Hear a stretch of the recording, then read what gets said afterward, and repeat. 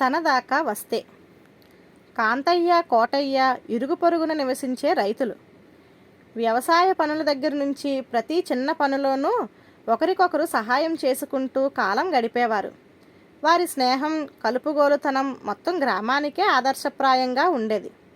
ఒకనాడు హఠాత్తుగా వాళ్ళిద్దరూ నోటికి వచ్చినట్టల్లా తిట్టుకుంటూ జుట్టు పట్టుకోవడం అందరికీ ఆశ్చర్యం కలిగించింది. చూడవచ్చిన వారందరూ కలహ కారణం తెలుసుకునేందుకు, ఇద్దరినీ శాంతపరిచేందుకు ఎంతో ప్రయత్నించారు. ఎవరెన్ని శాంతవచనాలు పలికినా కాంతయ్య, కోటయ్య తిట్టుకోవడం మానలేదు. చుట్టూ చేరిన గ్రామస్తులకు ఏం చేయాలో పాలుపోలేదు. ఇంతలో బారైన తెల్లని గడ్డంతో, ప్రశాంత వదనంతో ఒక వృద్ధుడు అక్కడికి వచ్చాడు. ఆ వృద్ధుడి ఆకారం, ముఖవర్చస్సు చూసేసరికి కాంతయ్య, కోటయ్య కలవలపడ్డారు. ప్రశాంతంగా అర్ధనిమీలిత నేత్రాలతో తమ వైపే చూస్తున్న వృద్ధుడికి ఇద్దరూ వినయపూర్వకంగా నమస్కరించి గొడవకు గల కారణం చెప్పసాగారు. ఆ వచ్చిన వృద్ధుడు ఇద్దరినీ మాట్లాడవద్దని చేత్తో ఆజ్ఞాపించాడు. తరువాత కాంతయ్య, కోటయ్యలనే కాక చుట్టూ చేరిన జనాన్ని కూడా ఉద్దేశించి ఇలా అన్నాడు: మనుషులు ఒకరి మీద ఒకరు కోపగించుకోవడమే ఘోరం.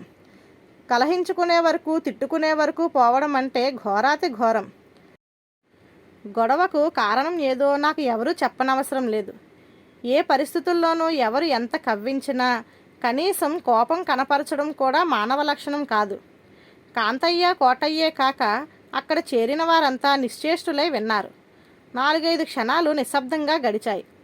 ఇంతలో ఒక యువకుడు జనంలో నుంచి వచ్చి ఆ వృద్ధుణ్ణి సమీపించి, అయ్యా, ఏ పరిస్థితుల్లోనూ కోపం రాకుండా ఉండడం మానవుడికి సాధ్యమయ్యే పని కాదు అన్నాడు.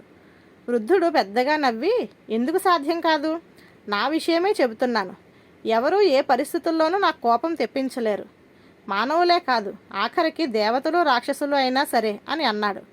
అడ్డు ప్రశ్న వేసిన యువకుణ్ణి కోపంగా చూసి వృద్ధుడికి నమస్కరించి జనం ఎటు వెళ్లాల్సిన వాళ్ళు అటు వెళ్ళారు. యువకుడు వృద్ధుణ్ణి సమీపించి, తాతగారు అన్నాడు. ఏమిటి అన్నాడు వృద్ధుడు నవ్వుతూ. తాతగారు అన్నాడు యువకుడు. ఏమిటో చెప్పు అన్నాడు వృద్ధుడు ఈసారి నవ్వకుండా. తాతగారు అన్నాడు యువకుడు ఇంకొకసారి. ఏమిటో చెప్పరాదా అన్నాడు వృద్ధుడు కోపంగా చూస్తూ. తాతగారు అన్నాడు యువకుడు తొనక్కుండా. ఓరి వెధవ, నీకేమైనా పిచ్చా అన్నాడు వృద్ధుడు గుడ్లెర్ర చేసి. తాతగారు అన్నాడు యువకుడు శాంతంగా. ఓరి శుంఠ, నీ డొక్క చీలుస్తా ఉండు అంటూ వృద్ధుడు చెయ్యెత్తాడు. యువకుడు నవ్వి, ఏ పరిస్థితుల్లోనూ మనిషికి కోపం రాకూడదు అన్నాడు. వృద్ధుడు తల వంచుకొని తిరిగి చూడకుండా వెళ్ళిపోయాడు. ధన్యవాదాలు.